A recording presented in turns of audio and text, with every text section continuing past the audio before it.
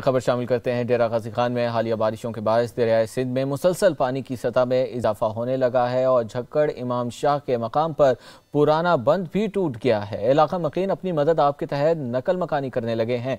इसी हवाले से मजीद तफसीलात जानेंगे। तारिक मसवानी हमारे साथ मौजूद हैं। तारिक, बताइएगा किन मुश्किलात का सामना करना पड़ रहा है वहाँ के इलाका मकीनों को।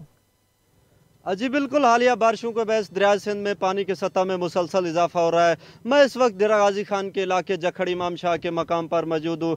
यहाँ पर दरिया सिंध में पानी की सतह बुलंद होने से वसी पैमाने पर मुश्तमिल आबादी को दरिया बुर्द होने का खतरा लाहक हो चुका है। इस वाले से कुछ इलाका मकीन भी हमारे साथ मौजूद है जो यहाँ पर नकल मकानी करने पर मजबूर हैं। उनसे मजीद बात कर लेते हैं कि उनको क्या मुश्किलात का सामना है।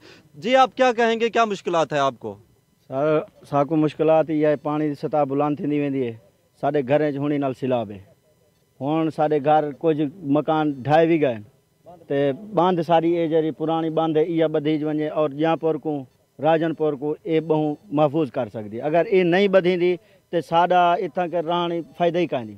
जी, जैसा कि आपने इलाका मकीनों की बात सुनी, यहाँ पर इंतजामिया की तरफ से कोई अफसरान नहीं पहुंचे, उन्होंने कोई विजिट नहीं किया और जो ज़राई रकबा था वो भी दरिया बुर्द हो चुका है। इस हवाले से इलाका मकीनों ने एहतजाज करते हुए आला इंतजामिया से यही मुतालबा किया है कि खुदारा यहाँ पर जो पुराना सिपर बंद था उसको मजबूत किया जाए ताकि हम दरिया बुर्द होने से बच सके। जी।